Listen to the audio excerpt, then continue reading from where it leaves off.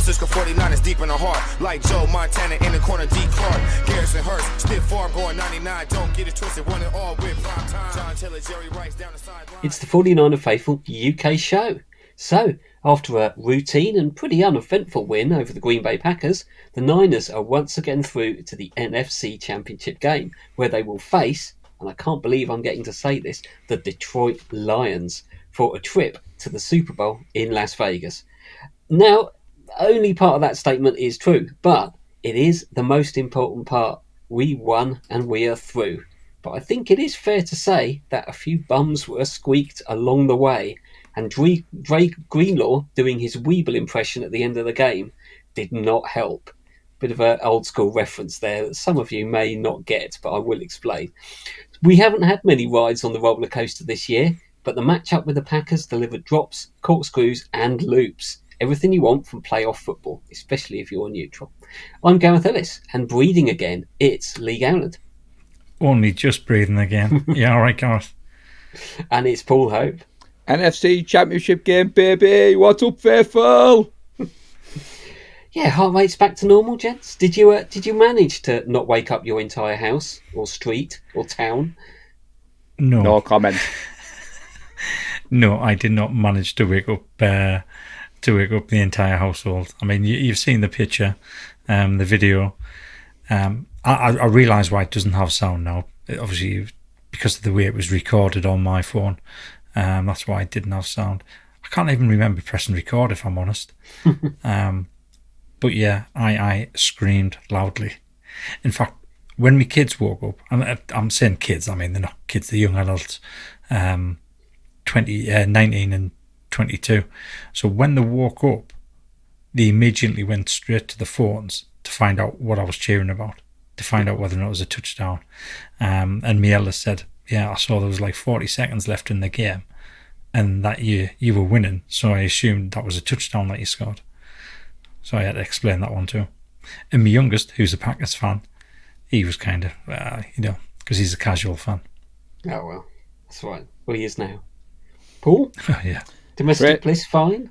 Everyone quiet in the house? Tracy never understands why we celebrate things like interceptions, sacks, tackles. Like Lee, she thought it was a touchdown. So we were on a video chat call, and I'm pleased to say that she didn't hear any of the chat. She didn't hear Brett Sinclair, despite his best efforts threatening to punch me in the face, which we'll get onto later. Lee's cheering was on a par to Lenore's pick against the Seahawks last year. And I think Lee walked the Rams fan up across the road. He was that loud. But the kids didn't wake up. And like yours, Lee, 13 and 16, the next morning when I surfaced at dinner time, they were like, Niners won. I was like, the Niners won. But you're right, Gareth, the roller coaster. My Apple Watch was nearly breaking again. It hasn't had a heart rate like that for a couple of years. I know that much, buddy. Yeah, it needs a special playoff setting. I thought I'd done really well during the game to keep the emotions in check. I didn't really, because I wasn't sure where the feed was compared to others, so I didn't really celebrate loudly when we scored a touchdown or anything like that. But I don't know if Paul was going to get into this. We were in the fourth quarter, and I brought out a stat, which meant I had a face like a slapped ass for the fourth quarter. Yeah, right. Do you want to talk about it, Paul? Do you want to talk about that now, or do you want to leave it until later? We'll leave it till later because we've done our homework. I'll tell the story later. So we've done our homework. We can't ruin Gareth's meticulous planning and preparation. No, that's fair enough. I don't want to rain on your parade. So since you have done your homeworks, let's dive straight in with your talking points. What have you got? Who's going to start? Lee, go on then. So obviously I've got 3 because that's what we have to do, because that's what you make us do, teacher. So the first one is, it wasn't pretty, but it didn't have to be. The next one is, Purdy stepped up when needed. And was 3 weeks rest too much? Those are my 3 talking points. 3 good points there. Paul, what have you got? Well, Gareth, my 3 are, all you need is Brock. That's my quarterback. Number 2, all about Dre. And yes, the rumour has it that he is still running around at Levi's despite the shouts of get down, which I'm sure all of us on this side of the pond were shouting. And my third talking point, you alluded to it, all aboard the 49er Faithful UK emotional roller coaster. We saw the good, the bad, the ugly, and I'm not just talking about Brett Sinclair on that video call, which me and Lee have touched upon, but as the UK Faithful went through it all, like you said, it had to be mentioned because we've coined that phrase a couple of years ago and we hadn't had to use it, but here we are. Three good points there. I think overlaps with mine. I've got perhaps some advice for people about riding the roller coaster. Since we haven't really been through it this season, compared to the last couple of years, it has been quite a routine season of some fairly straightforward wins, shall we say. So welcome return of the roller coaster. I'd like to mention perhaps just a few players who are unsung heroes. And I think I've got a little bit, again, overlap. Just really character and clutch. Something there to sum up some of the team's performance. Where should we start then? I think we'll start gently. 3 weeks being too much, Lee. Really? Yeah. I mean, it's a fair enough question. Was 3 weeks rest too much? I've got a theory. I don't think it's so much to do with the rest. I think the players had this preconceived idea that Saturday's game wasn't going to be against the Packers. I think they were geared up to going up against the Eagles again, and that's where they were mentally. So the fact that we went up against the Packers, I think that's kind of taken them out of the gear that they should have been in, because we didn't look right. That wasn't our normal game. We looked out of sorts. I can't believe 3 weeks rest was too much. I don't think it was rust. I think it was more of a case of they weren't mentally prepared for that game. They weren't up for it as much as what they would have been up for in the Eagles game, had it been the Eagles there. Fair point. I think they've probably looked at the Packers the same way as a lot of the fans did. Now, I'm guilty of that because I wanted the Packers. I thought the Packers was going to be the easier game. Obviously, it turned out not to be that case. But I think you can't help but think that. I think that's gone through the player's mind. We play the Eagles. We get the Eagles at home, and we're going to absolutely destroy them like we destroyed them in the regular season, because that grudge from last year isn't over. I think they wanted to put on a show and absolutely batter them, and then as soon as the Eagles have been knocked out, it's been we've only got the Packers now. And I think that's been it. It shouldn't be that because they're professional athletes, but you can't help it. I think it's a natural thing. They're human beings as well. Yeah, exactly. So. Is 3 weeks too much? I don't think so. I don't think it was rust. Paul, weigh in. I mean, why the 49ers had the strangest, most mistake-prone game of the season in the playoffs is a difficult one to answer, and I thought we might start here. The rain was a factor. You saw people slipping over. You saw mistakes happen. But it's the playoffs. It's January. I think Lee's got a good point there. I think we were guilty. I had a bit of blowback in the group. I did the scouting report last week, Lee. And when me and Gareth did the show, I was very confident because this Packers defence was bottom 5 in every metric. I didn't really see Jordan Love coming in and putting on a show. And I do want to dampen some of the talk I've seen because I don't think he was that good. And I've got the stats to back it up. But I think you're right. I think the fact that we were the number 1 seed, I think this argument of them coming in hot, I think the end of the game has proven, Gareth, they ran out of steam that last minute. I've seen some of the talking heads talk about the Packers played a great game for 57 minutes, but in playoff football, you play for 60 minutes. I think the fact that CMC was back to his best, Brock was healthy. I just think it was one of those things. And people, chaps, have been talking about wanting to see this from the 49ers. They've seen it, and they're still not happy. Yeah. What do you reckon of the rust versus rest argument then, Gareth? Because we touched upon it on Thursday night, but... It's a difficult one. I think possibly the rust element possibly counted against us in the first half, though I don't know that it was necessarily some of the rust. I think it was possibly due to losing Debo, who was clearly a big part of that game plan and the scripted plays, and probably our entire game plan, and it clearly threw Shanahan off, and I think it throws off the players around as well, because suddenly they're unsure of quite how the offense is going to set up to attack. So I think that was part of it, and I think maybe the rest does count against you in the first half, but I think the rest worked in our favour in the second half, as you've alluded to. You just saw into that third quarter, you really saw, I think, the energy level of the Packers begin to drop, whereas we, particularly on the defensive side, seemed to get better and better, seemed to get stronger. I think there were clearly a lot of very exhausted people at the end of the game, certainly with Dre there, with the Weeble, which Weebles wobble, but they never fall down. Was a TV advert for a kid's toy if you are of a certain age and didn't understand the reference. But we seemed to grow into the game. We got more up to speed just at the point that the Packers were dropping off.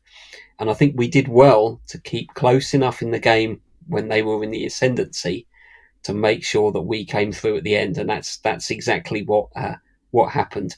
So I think it's a tough one. There's so many variables there, but I think come the third and fourth quarter, I'm glad we had that rest. And that's when you win games, isn't it? Third and fourth quarter, not first and second. So. You mentioned there, Gareth, about Debo. So I was watching our good friend John Chapman, and he was very critical of those first drives. And he said after we ran CMC on the first play, we went to an empty backfield.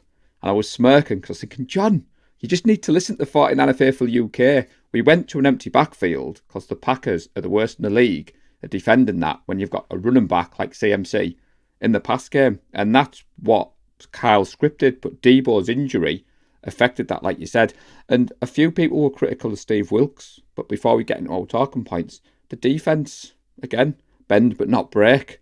I mean, Green Bay's first 3 drives totaled 34 players, 190 yards, but ended in 2 field goals, 6 points. And we saw that movie against the Eagles, and I wasn't worried going at halftime. And like you said, Lee alluded to the stat, so I've got that in my talking point. So I don't know whether we just jump into that now, Lee, and we've segued. Or... I was going to say it's the not pretty, but didn't have to. I think that sums up quite a lot of the stuff we're talking about there, particularly some of the miscues. I think Shanahan had a bit of an off game. However, much of that was Debo. There was some strange play calling, some strange use of players. I think you've made me think of it there with the Packers defending running backs out of the backfield. I can't think that McCaffrey caught a pass. I might be wrong at that, or he didn't catch many. But anyway, Lee, you mentioned it, so you should take it away. Yeah, so the danger we have here is I'm going to basically review the whole game because of what it was. Rein yourself in. What specifically wasn't pretty? Pretty much everything up to the last drive wasn't pretty. It just seemed disjointed, like you said. Disjointed, yeah. We just didn't seem to be on the same wavelength as each other. Shanahan had an off game. It just didn't look like the 49ers team. But it didn't need to look good because we ground out the result. And I think this is where I'll go with the stuff that Paul's got. So the stat I brought up in the start of the fourth quarter is Shanahan has never come back from a fourth quarter deficit in 30 attempts. So that was me done. I was like, yeah, that's it. Can't see who's winning this now. And obviously the Packers drove down within field goal distance. So yeah, this is it. This is going to be the game sealing field goal here. Put them 7 points ahead, and then they miss it. And I still wasn't quite sure. So even after we scored, and McCaffrey ran into the end zone, straight away I said to the guys on the call, they've still got 1 minute left. All they need is field goal. We've left far too much time on the clock. So when Drake Greenlaw intercepted it, because I'd already resigned myself to the fact the Packers were going to walk all the way down there, kick a field goal, and it's going to overtime, that's caused the reaction. I think had I been more confident, I probably wouldn't have woken up the rest of the household. Yeah. And like I said, I did wake up the rest of the household, and I did apologise to the guys. I just couldn't keep it in. It had to come out. Yeah, that was the stat I was going to allude to, Gareth. So, I mean, I'm generally known for being optimistic. Brett kept saying that on Saturday. Steve Downey, who was on the call, kept saying that. And in between the video call with Lee and the chaps, me and Jay Peplow, obviously he's bounced back, he's in the group again. We always have a tradition where we message each other And if you've been around Jay, you know he's infectious, you know he's positive. And me and Jay were like, we've got this. And I was dropping him a message. I was like, oh no, Lee's lost the faith. That stat's come out. We're 0-30 in the fourth quarter. And I was all last week, Lee. I was very confident. And even at that point, I was thinking, this doesn't feel like the movie we've seen before. Cast your mind back to when Aaron Rodgers was at the Packers and they came into Levi's, I think it was week 3, regular season game. And I think Juice scored a go-ahead touchdown and there was about 38 seconds left on the clock. Yeah. And I thought, there's too much time on the clock. And Rodgers came out and he went, Adams, Adams, Adams, Crosby field goal. Now, I didn't have that feeling on Saturday night, Sunday morning. I don't know whether I was a bit delirious because Brett kept threatening to punch my face in because my stream was ahead in the first half. So the comedy value, Gareth, is Brett kept threatening to drive to Darlington, kept reminding him that I live in Middlesbrough, but he kept saying, didn't he, I'm going to drive to Darlington. So I didn't keep my emotions in check in the first half. So the second half, I decided to. And then Lee went absolutely crazy. And yeah, I won't go down my rabbit hole just yet because like Lee, we could be talking about that forever and ever. I think it wasn't pretty. But there's been something about this team where it's difficult to count us out because in that third quarter I began thinking, how would I be feeling if I was a Packers fan? And I'd be nervous because I'd be thinking, we've dominated this game. Why are we only up by one score? And I was trying to think if we'd been the other way round, and we've been there dominating and not taken that apart. In the last few years, remember a couple of games where we've moved the ball but ended up grounding out in the red zone and we end up walking away with field goals, and then opponents, particularly I remember Seahawks, suddenly, they'll get that lucky play, they'll get that special teams play, the muff punt or something like that, and suddenly we'll have had all of the game and we'll only be a point or two ahead. And that's what kept me going, I think, through the third quarter, through, as you've said, the not pretty bits where we just couldn't get going. But the fact that we weren't 17 points down at half time, I took as being very positive, because you thought, we all know this in the game, it ebbs and flows. You get the momentum and you lose the momentum. And no team, I don't think, has ever really dominates throughout all 4 quarters. And I always felt if we could keep it tight into the fourth quarter, that's where the fitness, the home field advantage, anything else might start to come through. So it wasn't pretty, but I'm not going to say I wasn't nervous, and I'm not going to say I wasn't at certain points thinking, oh God, what are we going to say on the podcast if we've lost this? How are we going to unpack this? But you can't count this team out. And I remember this time last year, that game against Philadelphia without a quarterback, well into the beginning of the fourth quarter, I was still thinking, if the defense can make a play, if we can get a short field, McCaffrey can easily pull out a 70, 80-yard touchdown. We've seen it. There's just something about this team that you keep thinking, even when we're playing badly, we're never out of it. So, yeah, that's... As you said, Gareth, it wasn't pretty. It's not but pretty. I'd take an ugly win every day of the week over a pretty loss, and we'll go down there. I mean, exactly. You talked about the Packers missing that field goal, and I'm smirking. A lot of heat on Jake Moody, 3rd round pick. The Packers waited till the 6th round, and there's a couple of lads at my flag football team, Packers fans, and they are raging over the kicker because ultimately they believe it came down to that. I think that the rainy conditions didn't help, but I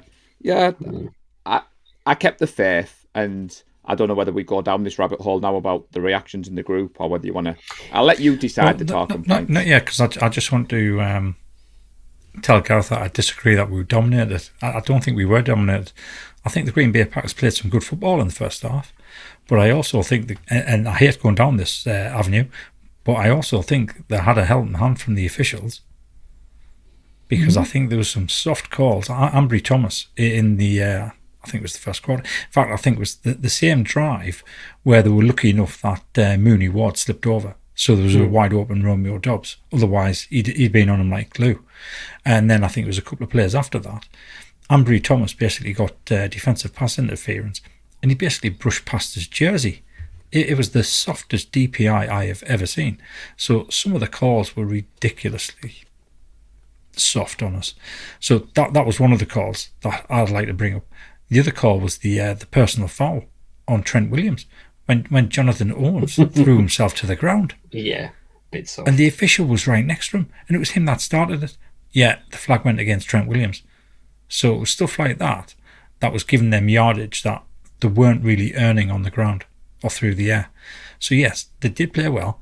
Hats off to them. They were a lot better team than what I thought they were, but I wouldn't have said they dominated us. Okay, I'd agree. Perhaps they certainly dominated the time of So possession. wind your neck in, Ellis. And Gareth, Right then. How can I mute him? I'm coming Carl. swinging to back my friendly Gowland up because 21 of the Packers' points. You deep dive into the stats, Lee, and I've got a full comparison of Brock versus Jordan. But this one was important, Gareth. 17 of their 21 points came from 3 bad plays. Ambry Thomas, you could argue, was responsible for 10 points. And the special teams field position for one of the kickoffs, which again was a knock on Moody, gives up the 7 points. And we touched upon 6 points in the first half. So all week we've heard about this hot offense. Jordan loves the newcomer of Aaron Rodgers and Brett Favre. Obviously, we all saw what happened, which we're going to get to with Dre Greenlaw. But like you said, they did start better than us. They did play better than us. But I'd seen this movie before. Same like with the Eagles. The Eagles put 2 field goals on us. But, as I said at the start, Gareth, NFC Championship, baby. That's all that mattered. Right. And it wasn't pretty, but my God, it was enjoyable. I'll get back in my box and let you talk about the roller coaster then. Sorry, Lee. Well, so Paul mentioned special teams, and that's another good point. It's something I've got on there. Why was Sammy Womack a healthy scratch? I think he was definitely missed on special teams. The tackling just wasn't there. When we were punting the ball away or kicking the ball off, it just wasn't there. And when we were punting or kicking off, we didn't really have that person who could down the ball in the final 5 yards. So that's an interesting one because obviously we know that. Not that you're biased. We know that Shanahan wasn't particularly keen on Womack's run defense. He didn't really put himself in the way of danger, which is quite surprising because when you see him on special teams, he hurls down there like a missile and he absolutely batters the runner that's catching the ball. So it's quite surprising, and it just, I'm a bit bemused by the fact that it was a healthy scratch. When special teams could make or break your post-season playoff run. Absolutely. You need your special teams to be on fire, and I think whenever we talk about special teams, and it's not just me being biased, but the first person you think of in special teams this season who's played well is Sammy Womack. Every time he's on there, he makes a play every single game, and he was missing. And that play could have been the difference between winning and losing. It may have only just been he stopped the runner 5 yards earlier than what somebody else would have done. But that's another 5 yards that the offense have to get the ball down the field. Little things like that. It's checks and balances in the postseason. And it's annoyed you, hasn't it? This year. It has annoyed us. I mean, there's a couple of decisions, like you said. I mean, Shanahan made some strange decisions. One of them starting Logan Ryan over J.A. Brown.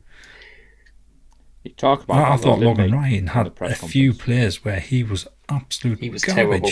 Yeah. I mean, we'll put that one down to Russ, definitely. But that was on my list. We're digressing a bit since you've mentioned it. Logan Ryan, and I think Sean Gibson, he was so good last year, and he's been a real non-factor throughout this entire year. And I think again he had another game where he didn't excel. Do you not think it's to do with Wilkes though, Gareth? That's how he's asking them to play. Like Logan isn't the safety like a Fanga. He's not J.A. Brown. Shanahan said afterwards, Lee, the reason they didn't start Brown was basically nothing against Brown. Shanahan actually said, quote, I love the kid. He's been great in practice, but they were worried putting a rookie out there. They were worried he might be over-aggressive. They were worried, I think, the Packers would target. But you're right. I think Logan missed a couple of tackles. I think Gibson, there was a soft penalty on him, Gareth. But these things in the playoffs, you start thinking, oh, God, is that going to happen? Maybe Womack, Lee, has been stashed because the way Thomas played, they didn't want another injury out there. So they thought special teams. I'm just clutching at straws because I know Womack. I was surprised to see him as a healthy scratch when I saw the inactives come through. So anyway, we have rabbit holed a bit there. Riding the roller coaster. That was one of yours, Paul, and one of mine. Yeah, safe to say, Gareth, 1:15 a.m. kickoff. Good luck to everybody on this side of the pond who tried to get to sleep after that. But I wanted to start with saying the fire Shanahan takes that I saw. And I get this is an emotional sport. We're all invested. But in the last 21 seasons, so from 2003 to 2023, the 49ers have had a winning record 7 of those seasons. Funnily enough, in each of those seasons, chaps, we got the NFC Championship game. But I just think people need to think about the Fire Shanahan talk. Yes, some of the play calling wasn't great, and it's well-knownly that we love Kyle Shanahan on this show, but it doesn't mean he can't be critiqued. And we're the first to come out and say, actually, this should have gone that way. But talks about firing the guy. When they took over in 2017, they alluded to rebuilding this team from the ground up. And it's safe to say they have. They've instilled the culture, which you saw at the start of the game. You've got players on other NFL teams rocking Niners gear on the sidelines, in the linebacker group. Solomon Thomas was rocking CMC jersey. Al Shahaya was in doing the linebacker warm-up. You don't see that at other teams.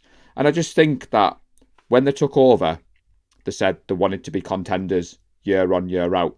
And they've delivered on that promise. So for me, Fire Shanahan talks. Some people might have been drinking something a bit stronger than Fireball. And I know it was early hours of the morning, but I don't know about you two, chaps. I wanted to start there. And I have got some stats for CMC. He did catch the ball a few times, Gareth, but I'll get into that a little bit later, buddy. That's true, maybe. So you've actually brought up my very last point on me notes, which was entitled fans.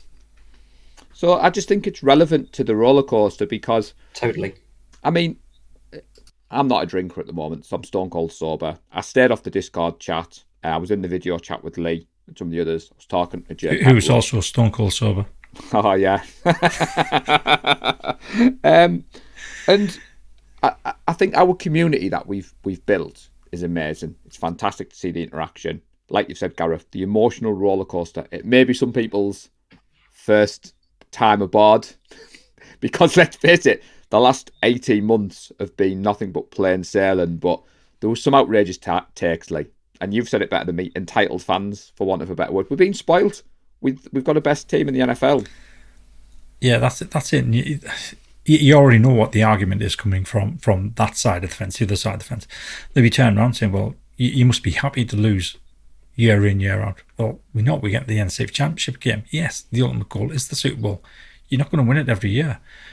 But if you're competing for it every year, it is. You have to class it as a success in a way because you can go back to the Chip Kelly years, the Jim Tom Sula years. That had anybody turned around and said, oh, well, it was a good season. You know, we got 4 wins there. Chip Kelly, he got us 2 wins. 2 wins a season. You've got to be happy with that, don't you? If somebody's saying that, then yes, they do like to lose. But if you make the NFC Championship game 4 years out of 5, then you can't be complaining. You can't be. I just don't get that mentality. The brand of football we've made, the players we've got. I mean, we used to do our meetups, Lee, because we knew we weren't going to be in the Super Bowl. We used to plan a Super Bowl party at the end of the year because we couldn't be accused of jinxing it. And now, this year, everyone's like, Super Bowl plans. We're like, oh, we're just taking each week as it comes, each game at a time. So you know, you talk about jinx, Paul. You talk about jinx, and when later on with the PSA, if anything should happen on Sunday night or early hours of Monday morning, and it doesn't go the way we hope it goes, it's going to be a complete meltdown. Well, but no, what did you make, Gareth? Did you see any of the takes that we're talking about? Because obviously I was dipping in and out of the social media. We've got a great admin team that keeps an eye on it. And I will say, I don't think anybody went over the line. I think Simon had put a message on reminding people of the language, and we've had good feedback from another fan chapter president who said, your group's quite level-headed. I see some quite calm, and we don't use the foul and abusive language that you see on others. But that said, it's emotional. We're at the business end of the season, so I do get it at some degree. I just wanted to knock off the Fire Shanahan talk. But what do you make of it all, Gareth? That's it. I think that's the advice about riding the roller coaster. I'm not saying people are necessarily new fans, but I think there's something about the way that the NFL is play by play by play. You can analyse it. I think if you're watching soccer or rugby, the game is just constantly moving. You don't get that time to kind of dwell. Whereas I think because of the way it's in these bite-sized chunks, when someone misses a field goal, when someone drops a catch, you know, you dwell on it in a way that if you're watching soccer, if someone does a misplaced pass or what have you, the game just moves on and you kind of forgotten it's part of the rhythm of the game. And it's all too easy to just get frustrated at one thing you see. Then there's a long ad break, and then you sit there and you go on your phone and you vent it out. And obviously, people. I'm not lecturing people on how they should enjoy their being a fan, but I think there is something about this game that kind of lends itself to those instant reactions in a way that some other sports don't. And I think just you've got to ride the rhythm of that game and look at everything that's happened, and not that one missed field goal or that one. George Kittle missed an easy catch. Bin George Kittle. George Kittle should be off the team now. He should be gone. Let's get rid of him for a 5th round pick because he dropped an easy catch. No one's going to say that. That's absurd. But that's what we hear with other things. One quarterback does a bad throw or kicker misses one kick. Obviously, it turns out that George's drop didn't actually matter. It wasn't an end zone drop, but it's that moment that you can get really wrapped up and overanalyze that moment. And I think it's just enjoy it, because if this is playoff football, you're going to face good teams. The games are going to be tough. Your opponents are going to make really good plays. I don't remember which receiver it was, but he made the outrageous catch down by the sideline when Love had got flushed out of the pocket, was on the run, slung it, and you think, no, there's no way he's caught that. And yet he's got his feet, it's well in bounds. Same with their touchdown. These are the teams we're going to play. They're going to have good players. They're going to do good plays. You've got to accept it and just say, we've got those sort of players as well. We can do it. And I think I'm not going to dwell too much on the fire Shanahan as that instant reaction. But one of the amusing things is that people say, "Oh, Shanahan's wasting this team." He built that team from nothing. That team is his players playing his way, and he's got those players to excel, and he's turned those players, offensive players certainly, into the all pros that they are. And then you're going to say you're going to fire the guy that's built that. People perhaps need to take a deep breath. And I found that with everything. Take a deep breath before you post something and double think about it. But I've got a little snippet, Lee. A little snippet that shows you how much this team plays for Shanahan. So when Debo went off, Gareth, they've got the play calls on the wristband. And we all remember the Juwan Jennings going in the Debo role, getting the ball handed off. And we were all thinking, he's not known for that speed.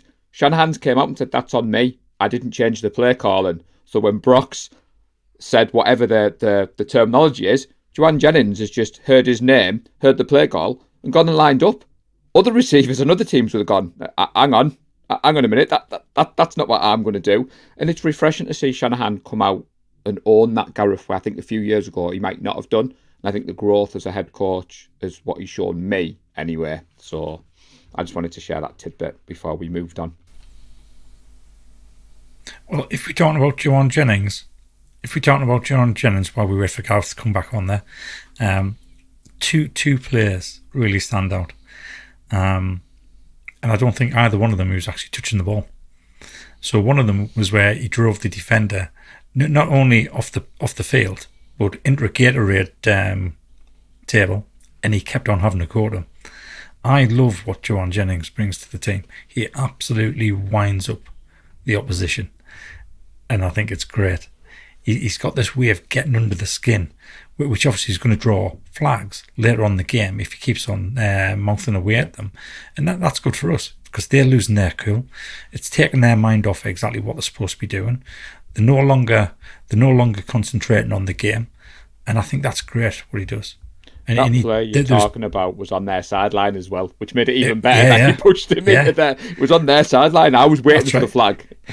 Well, there was a load of the Packers staff trying to drag him off him, trying to separate them, and he was still having a go. He was still going for it, and that's why I love Juwan Jennings. And I really hope, however we do it, but I really hope in the off season we get to keep him. Yeah, we just segued into Jennings while we're waiting for you, Gareth. So we'll go back to the order and keep it right now. That was Jennings was right there on my unsung heroes list, which was one of my points. And I think we know these players, but I think it was the game where McCaffrey had a good game, and obviously Warner was still around. But it was a game where perhaps our next level of players really shined and showed some of their value, like Juwan Jennings, like Dre Greenlaw, who I think was probably the game's MVP. think that's probably fair to say. Chris Conley, 1 catch, but it was a hell of a catch at an important time. I think the O-line did well. They gave up 1 sack. I don't think pressure was down to Purdy's off game. I think the O-line did well in tough conditions. And Jake Moody nailed the field goal when he needed to. I'm not sure. Everyone's kind of wants to blame the kicker when there's a block, but I'm sometimes not totally sure that the kicker's done a lot wrong. Sometimes somebody just gets up and gets their hand up in the right place at that right moment. Yeah, so there's a name you missed there, and I was kind of expecting you saying this name as well. Oren Burks. I was going to leave you a few names. Oren Burks. Yeah, Oren Burks. I thought Oren Burks had a good game. It was good to see him back, putting in the hits. And like you said, it's not the big names that kind of stood up. It was some of the more, not unknown players, but it's that supporting cast. Like it's Dre icing the game, Kinlaw. not Bosa or Warner. Yeah, Yvonne Kinlaw had a really good game. Mm-hmm. It's that culture. And it was good to see that. They elevated 2 players off the practice squad and didn't dress them, so they got paid.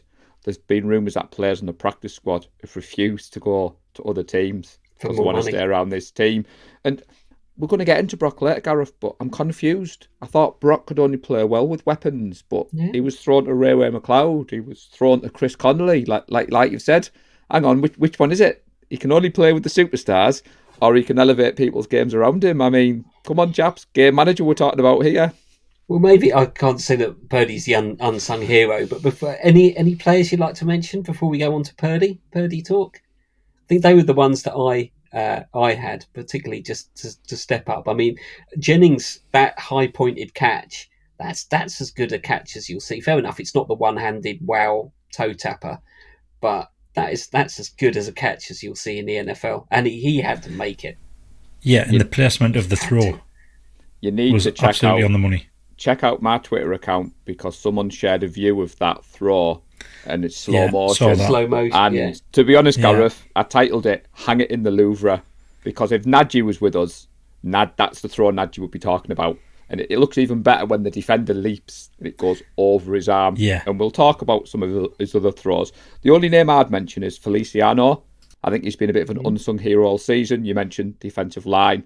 I think it's nice that he's getting the bulk of the snaps, but Burford's coming in. It's clear Burford's the future. But I would like to see Feliciano stay next year because he's been a welcome surprise for me.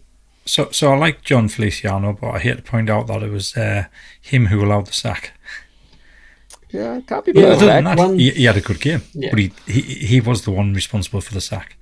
But then again, obviously, Purdy held onto the ball quite a bit there, waiting for it to open up, and it was more of a coverage sack than anything else because all the receivers were completely covered, defenders tight to them. So it's understandable that he was sacked in that instance, but it did come through Feliciano. I just thought I had to mention that. But you're right. I mean, I'm with Paul. Really hope that we can keep all of them next season. Whether or not we do is a different matter. Yeah. But it'll be interesting to see what happens there. The only other player I was going to mention is Diomedolo Noor, but I'll mention that under Player Watch. Brock Purdy. Brock steps up, and he did step up. So he did have a bit of a shaky start to the game. He grew into the game as it went on. Like you said, Gareth, I mean, the second half he was much better than the first half. It was wet. He experimented with the glove on, the glove off, trying to wipe his hand just before he threw the ball. You could see he was having a few issues with it. His accuracy wasn't great. He wasn't particularly getting the ball to where he wanted it to go. But despite all that, he still came good in the end. He did it when he needed to do it in the clutch situation. And that's all you can ask. And he's in his second season. And he's taken us to our second NFC Championship game. So I think, and I'm going to use a phrase that Nino Graham used in one of his posts early on. The goalposts keep on changing for Brock Purdy, which is unfair. It's very unfair. And even Richard Sherman, I'm going to nick what he said on Twitter as well. It's unfair that they're holding Brock Purdy up to a number one overall pick or a first round pick quarterback when he does stuff badly.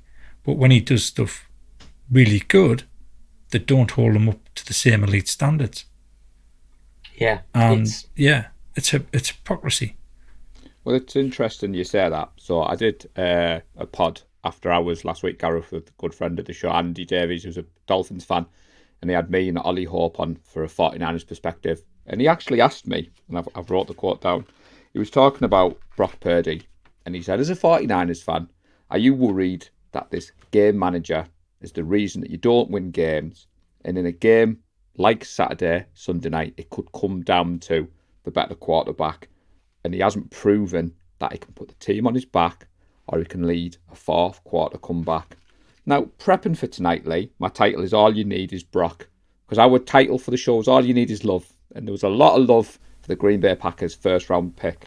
Brock Purdy, Mr. Irrelevant Gareth, QB3, 18 months ago. 24 years of age, he's played 28 career games. Lee stole my thunder with the, he's won 3 playoff games and he's led the Niners to 2 NFC Championship games. He's led the league in most categories. You want your quarterback to lead the league in the NFL. He's been in the MVP talk for 80% of the season. Yet people still say game manager, dunk and dink. What can he do?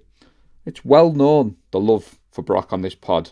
And I just wanted to kind of come on tonight, Gareth, and say, you can add another tick, because that fourth quarter comeback has now been ticked off. Yeah. My good friend Lee Gowland was worried about that on Sunday morning in the early hours. You can add that on the list. Now that drive, before we get into the drive, Lee, I just wanted to give people some context. So I've got the stats, Gareth, of the 2 quarterbacks.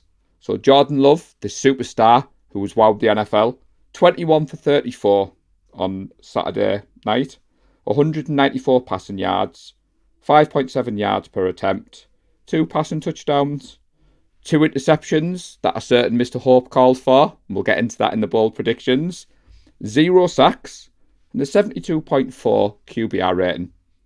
Brock Purdy, who was supposed to be that terrible, we should be looking for a new quarterback, 23 for 39, 252 passing yards. I did call for 300, but I'll let Brock off. 6.5 yards per attempt. So I'm confused. His yards per attempt went further than Jordan Love's. That's a different game that I've been told about. Only 1 passing touchdown, but 0 interceptions, which is the key stat we were looking for. 1 sack and an 86.7 QBR rating. And there was people still criticising Brock heading into that final drive. So before I go into the final drive, Gareth, are you going to come and back us up with Brock, or is this where you say, Paul, Lee, you're mistaken? Totally. I think it's, we've seen it with other tweets as well. Brock just there seems to be different rules for him. The fact that at other times people will say, oh, look, he played a bad game, look at his QBR rating. And then when his QBR rating is good, people will go, oh, well, those numbers don't mean anything. And it's this flip-flop to contradict yourself from one week to the other. That, he didn't do this, he hasn't got a big arm. And then you go, well, yeah, but look at the air yards he's got compared to all these other quarterbacks. And he's got, you would think he's got a bigger arm than like Josh Allen from the stats that are coming out. And then you come up with something else, and it's like, but Brock Purdy played bad in the games that you lost. But when you win, it's nothing to do with him. But when you lose, it's entirely him. And I know that's a little bit of a lot of a quarterback. Anyway, it's part of how the game works. If you win, it's the quarterback. If you lose, it's the quarterback. But it's the intangibles as well, and that's what I think people are failing to recognise, that some of these guys just come in and look right.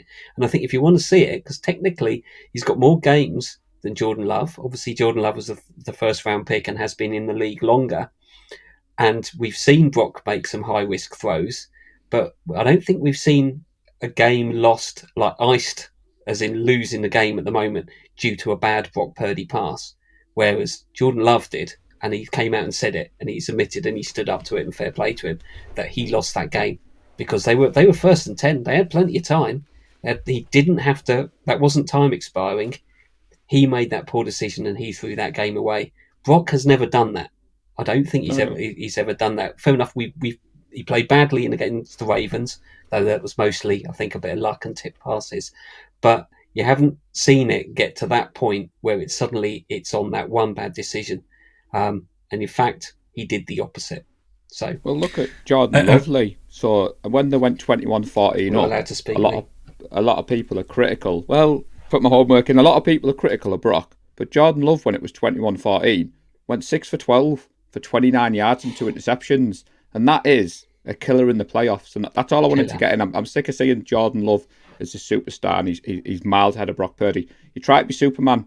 We don't need Superman at QB. We just need number 13 to do what he keeps doing. It's the intangible. It's level-headed, and the fact that nothing really seems to bother Brock. Yeah, so what I was going to say is, and this shouldn't matter at all, but Brock Purdy is 420 days younger than Jordan Love. And when Jordan Love made that pass, I think it was Greg Olsen, he turned around and said, well, that's a typical pass you would expect of a rookie like Jordan Love. I was saying, well, hang on here, he's no rookie. What was it, 3 seasons ago? It was first full season, though, so I guess it's... Yeah. I'll see what first season starting, but, I mean, he's been in the league for 3 seasons, sat behind Aaron Rodgers, arguably one of the best quarterbacks that's played the game. With a good offensive coach. And as we've heard about, talented weapons. They might not be the household names, but everyone's talked about how well his receivers, and he's got a great O-line, some talent there at tight end and running back. But apparently that's all Jordan Love. Whereas, Brock's but maybe because they're a bit more established. Again, where it's unfair with Brock is somebody turned around and said, oh, well, his last drive was a good drive because he was checking down all the time. Hang on here, what about the pass to Chris Conley? Yeah. What about the pass to Ayuk? Those weren't checkdowns. And the scramble. And the 9-yard scramble, where sometimes you just got to get it done. Other quarterbacks get credit for that, knowing when to run and getting it with your legs as well as your arm. But no, that was just Brock. He should have thrown it there. I don't know. I think what makes that final drive better, Trent Williams has come out and said they got in the huddle and they were like, look, there's 6 minutes on the clock. This could be it. This could be the last time that this team's in the huddle. And it's kind of that moment that we talk about Montana and the Bengals and the drive. And they said they were just so impressed. Brock was like, it doesn't matter what's happened beforehand. 12-play, 69-yard drive. And you touched upon it earlier, Gareth. That dropped pass from Kittle didn't rattle him. And they just dusted it down and got back up. He was actually credited with 11 rushing yards for that. And if you've tuned in this morning and watched the highlights of the Chiefs Bills and see Mahomes running around and Josh Allen running around, you're right, Gareth, people gush over that. But Purdy kept that drive alive. And this is what we're saying. He's put the team on his back. He's put the team on his back like he's been asked to do. He's marched us up the field and won the game. Yeah, some people are coming out. I don't know if you've seen, Lee. Some of the talking heads are like, oh, well, it doesn't count because it wasn't 10 points, it wasn't 12 points, it wasn't 14 points. Like you said, the goalpost that Neil mentioned. Ridiculous. Yeah. Wouldn't even have him on the show. I think that's it. We'll move on from that. I think other than it's what these narratives are. But I think everyone Niners fans, we all know the catch. We all know Joe Montana. He turned the ball over 4 times in that game. No one remembers that. No. Yeah. What they remember is the pass he made at the end, not the interceptions and fumble. So, anyway. I don't know what you two thought. I also saw someone say in the group that CMC had a bad game.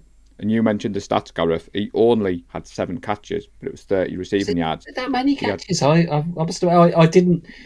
They must have passed me by in the sort of half asleep haze. He had 98 rushing yards, I said 150. He had 2 touchdowns, 5.8 yards per carry. It wasn't that he had a bad game. The issue was Shanahan only rushed the ball 24 times and he passed the ball 39 times. Now we were behind. Yeah. So that was the thing that I was quite surprised about. We didn't run the ball as much as what we normally did. We went behind. We've seen that every single time. But you talk about like EPA, next gen stats. McCaffrey had like 10. It's his 10th game with at least 10 extra yards that he's not expected to get. That final touchdown when he just burst through. So when I saw CMC's had a bad game, I was thinking, am I watching the different game to this? So I know he wasn't lights out. His standards are high. Yeah, that is probably a bad game for CMC, isn't it? It wasn't 3 touchdowns and 150 yards. So He got me my 2 on my bold predictions. That's all I cared about, Gareth. Come on, buddy. Get that ticked off. Good. I think the last thing we've got on the list is just simply Dre, which was what I'd noticed. It was one of yours, Paul. I think we had some good overlap, and we've covered all of that. So, Dre and the end of the game. Yeah. One of you two can start, because I've done a lot of talking tonight, I appreciate. But all about Dre, we have to show 57 his love. So come on, Lee. You talk us through your epic celebration and then play moment. Get down. So first of all, I mean, I was quite surprised how far my feed was ahead, because as Paul's mentioned earlier on, we all kept on trying to pause our feeds to try and get them synchronized. So we kept on, right, what's your play clock at now? Right, got it. So we all kept on synchronizing. But then I think Paul's feed froze, so he had to restart his. Yeah, because Brett threatened to smash my face in, so I tried to mess on with the Dizan's feed that many times it went off. At one point, Gareth, I was like, where are you two? They were massive ahead. But it's a good job I love him. But he did threaten to smash my face in a few times, Lee. You can back me up on that. At the end there, I don't know, I must have been, 30 seconds ahead? Yeah. No, it couldn't have been 30 seconds ahead. Well ahead. I was going to say, being a fan in the UK, sometimes I stay off social media because you see these things. But it didn't spoil it for me, Gareth. It added to that magical moment because Lee went absolutely crazy. And he was in the top corner of my phone. Is the word you're looking for. And I was like, this can only be good. And I thought, well, I don't know what it is. And then what was funny, I then see Dre Greenlaw diving in like Superman. And then when I've watched it back this morning, if Dre hadn't got it, Fred Warner was getting it. That's right, he was. He was right behind with his hands ready. And when I was doing my prep for the pod this afternoon, Gareth, the Fred Warner press conference, I don't know if you've both seen it. So he stood at the podium and the reporters say, what did you take about Dre not going down? And Fred starts laughing. He's like, well, at the start of the game, I told him he was going to get a pick six. And he's talking away. And then obviously Dre Greenlaw interrupts and was like, yeah, it's your fault, Fred. You told me I was going to get a pick six. So apparently that's what went through his mind. When he jumped up, Greenlaw thought, I want to get a pick six for Fred. Now everybody on both sides of the pond was screaming, get down, get down. And there's another angle of John Lynch and Carl Shannon on the sideline. And Carl Shannon has actually said he considered running on and taking the 15-yard penalty just to tackle him. Because let's face it, if that ball comes out, then we go from elation to like we can laugh about it now, but yeah, it's poor discipline. Ultimately, I mean, it's difficult to be overcritical. Do you remember? I think it was when we beat the Packers back in 2019. I think did we ice that game with a Richard Sherman interception deep? I think there was a deep ball, and you see he intercepted it, and then he's off. He gets about 3 yards. And then the brain kicks in, and he just goes boom, and he just sat down. And yeah, I remember that. Yeah, I do remember that. It's we love Dre, but just Gareth, sit down. It's poor discipline, and it could cost you a game. It was 12 seconds and 18 yards of pure elation. Lee Gowland was celebrating the whole time. Dre Greenlaw was running around, and he only sat down when Dre sat down. So he should have run around for a little bit longer, Gareth. That's all I wanted to say. Yeah, so if you watch that video again, you can see there's two elements to my celebration. There's the interception, and then I go really quiet because I'm watching Dre run all over the place. Waving the ball around in one hand. Yeah, he's going to lose the ball here. They're going to get it back. They're going to either get it back and go and get a touchdown or whatever. And then when he was finally tackled and went down, and he still had to hold the ball, that was the second cheer. I mean, all jokes aside, he was the highest graded defender on the night on PFF at 89.9. He had 2 interceptions. Now, Gareth, me and you did the preview, and I called for your boy Lenore to get 2 interceptions. Now, I didn't realise, Lee. He should have had one.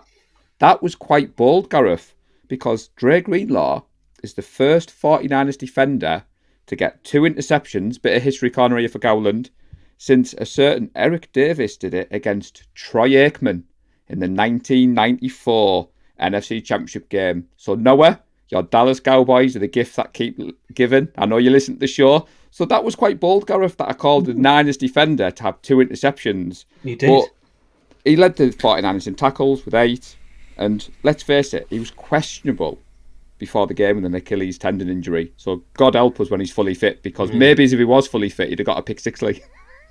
He is going to be But one. by any chance, is no the lad that hates me? Because I hate the Cowboys. Ian Keane is... That's right, Ian Keane's son, isn't it? Is a Stockton lad who's a 49ers fan, and his son is a Dallas Cowboys fan. I've got a mission, Gareth, to change him to a Niners fan. He listens to the pods, hence why he gets the shout out, and he's not a fan of El Presidente, shall one say. But before we move off Dre Greenlaw, remember that huge 4th down stop that he had? That's just as good as an interception. So he's responsible for 3 turnovers, effectively. And I know we like to show... We said it, Gareth. Jordan Love hadn't played against this level of linebackers, and it showed, because Fred Warner had another awesome game. And like I said, Fred could have had the interception, but I'm just glad we've got those 2. Other teams can draft quarterbacks, like the Packers. I keep hearing their fans go on, we're not bad at drafting linebackers. Let's enjoy them while we've got the 2 of them together. Let's move on. We've done the talking points. We'll do a quick player watch. Colton McKivitz, we've mentioned it briefly. Yeah, I thought it was Anything solid. to add, Lee? I thought he had a solid game. Like I said, as the season's gone on, he keeps on getting better and better. It's going to be interesting to see what he's like next season. Now he's got a full season under his belt as the right tackle. Demo, good game from Diomedor Lenoir. Should have had that interception. You can see he's strong in the run, and he made some plays, and he came to play. I think that was on the commentary as well, that he can deliver a hit, and he's a feisty player. I am very glad I chose him as my player to watch this year. I've been very pleased with that. He had good playoffs last year, and I think he's got in the slot position. He's as good as K'Wan Williams, who was very good and very aggressive there for us for a few years. And I think that's a definite strength.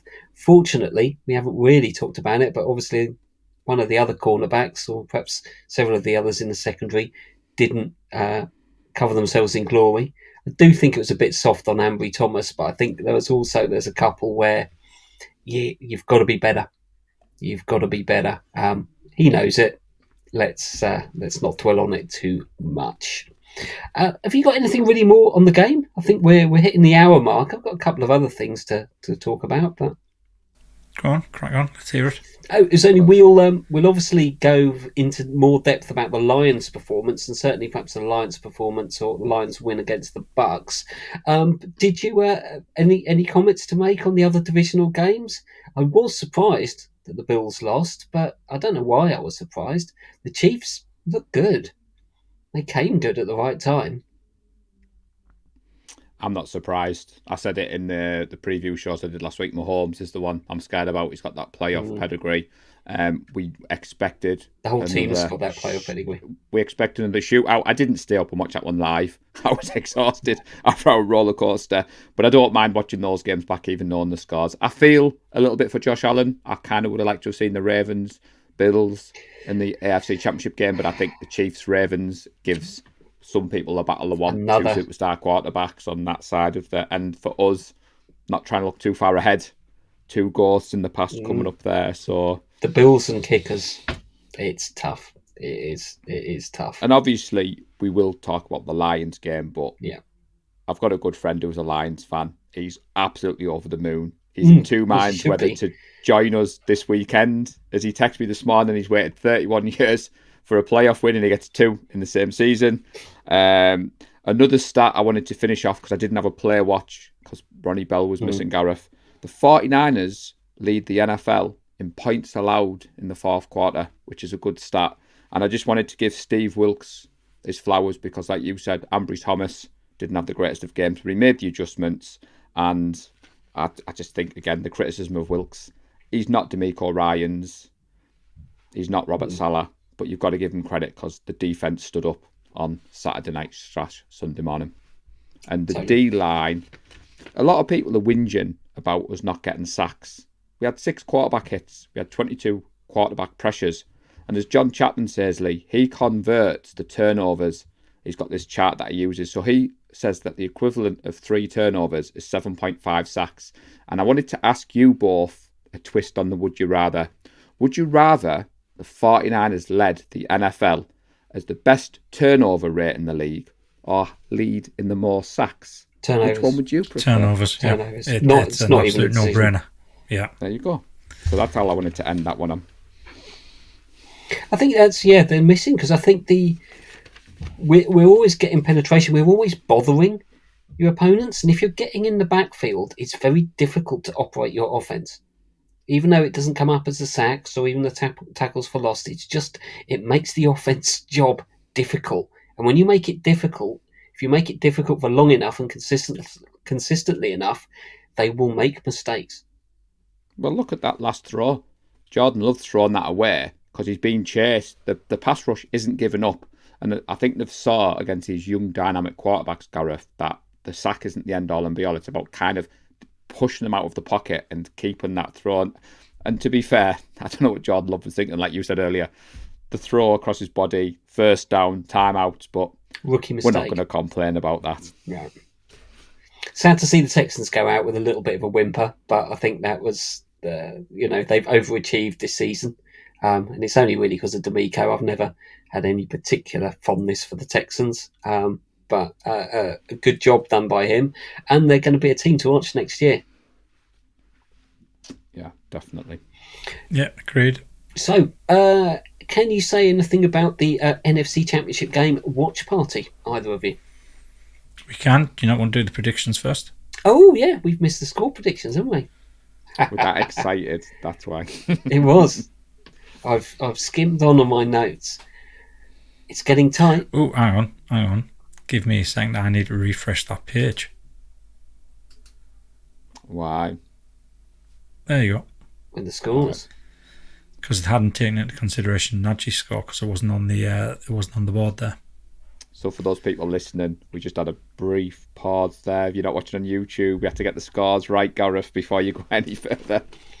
Well, I think me, you and Najee all got 7 points, did we? And Lee got 5.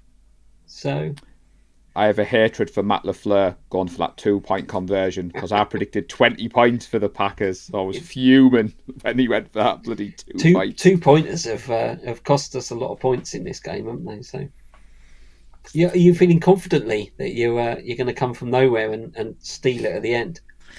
Well, the only way I'm going to do that is, 1, we need to get the Super Bowl, and 2, I need to absolutely nail one of these scores. Yeah. It's possible. It's entirely possible. Yeah, NFC Championship game. Yeah. I'm going to nail that one. Good. I shall look forward to that. Watch party. What can you say? Yeah, so watch party, it's going to be in the centre of Leeds. It's going to be at the Box, which was the original venue for the first watch party last season against the Falcons, and obviously the abandoned one against the Bears. We're still waiting on the official announcement from the 49ers. Once that comes out, and that's why I've got my email open at the moment, waiting to see if anything comes through. We'll put the link up in the group first, hopefully before it goes out public. So we'll have advance notification of that so you can get your tickets. Whether or not there's going to be a charge for the ticket, I don't know.